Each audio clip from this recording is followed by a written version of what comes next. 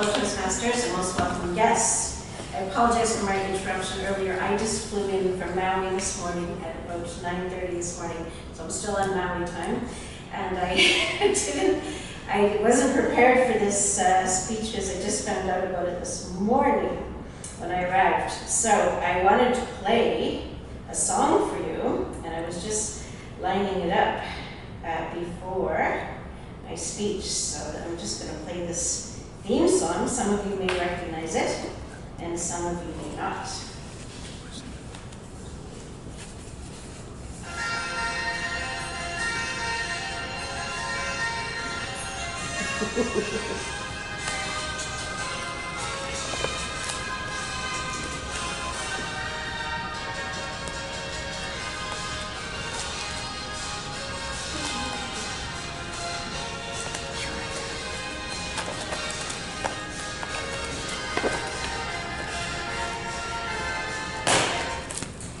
And that, ladies and gentlemen, is the theme song to MacGyver.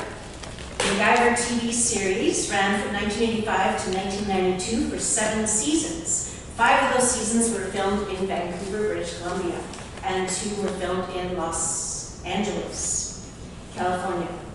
To keep the memory of MacGyver alive, we have created the first annual MacGyver Award.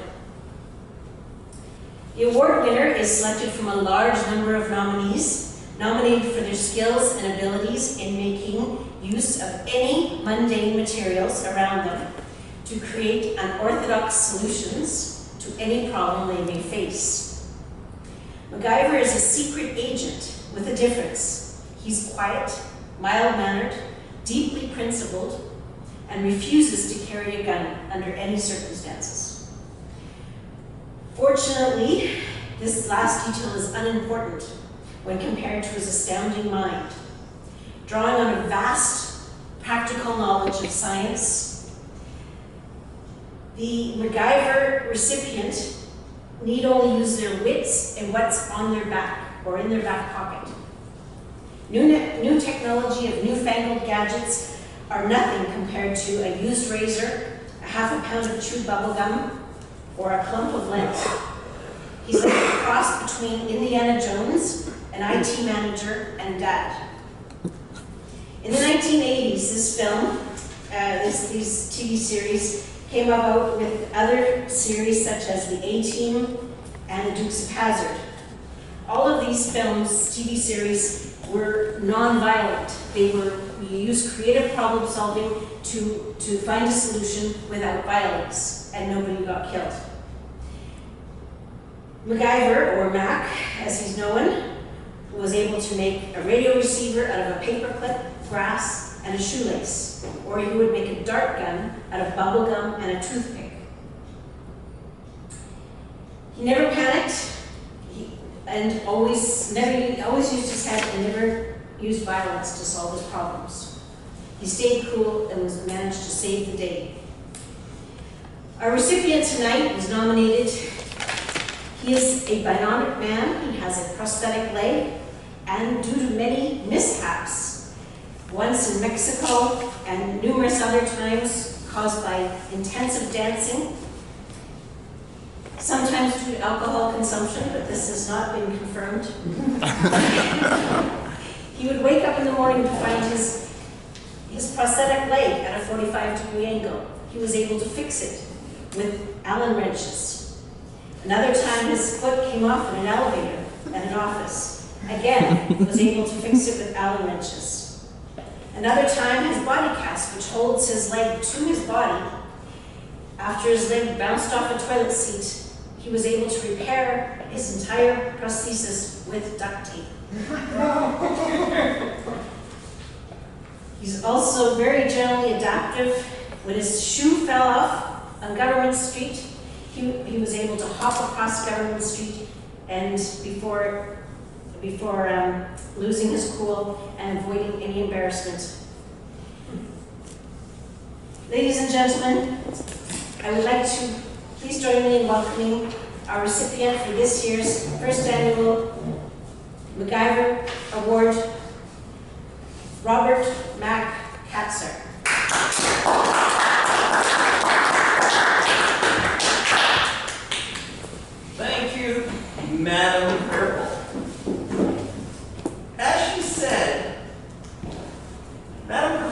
told you about the history of the MacGyver Award. And I have to express that perhaps I'm not the best example. However, my father was the epitome of MacGyver. Around his house, there were cantilever door closers made out of paint cans. There were door latches that he designed to hold doors open. He had string setups to hold other things open, all designed from small parts in his raft of tools down in his basement.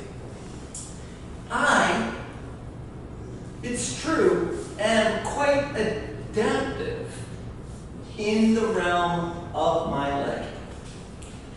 In the Czech Republic, I was walking across the field in one of their parks, and all of a sudden, my leg went sideways. Literally sideways. What happened was the body, the leg itself, had ripped itself away from the body cast. Literally, the torque from the leg ended up ripping it away from the fiberglass cast.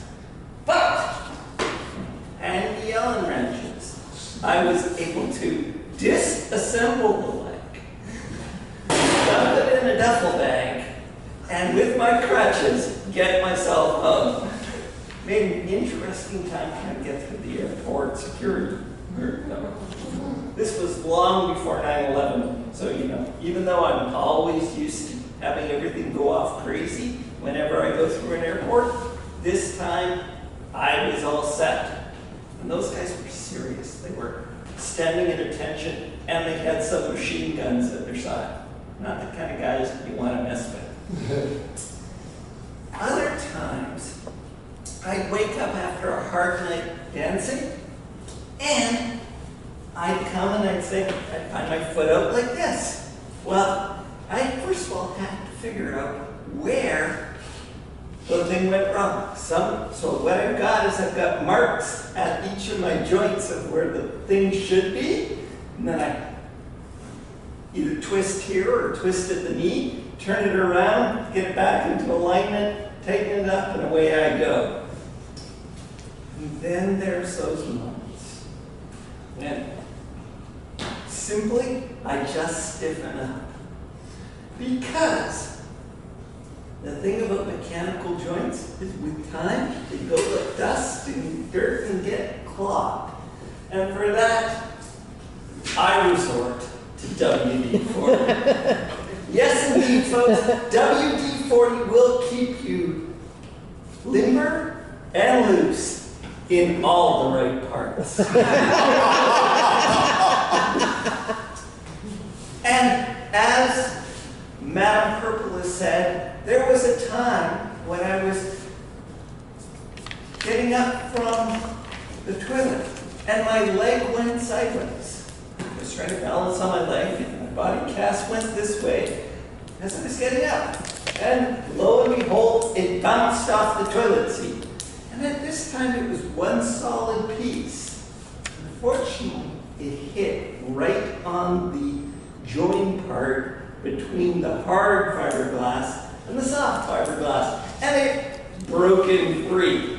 Now, the challenge with this is that that particular piece is designed to be one. And in absence of anything, it wasn't going to come together. That's when Red Green's tool of champions comes to the fore. Yes, indeed, duct tape, put it back together. I managed to bandage it up, put it back together, strap it on, and it got me home. And then I was able to hop into the shop with it over my shoulder and hand it off to the prophetess who rebuilt it.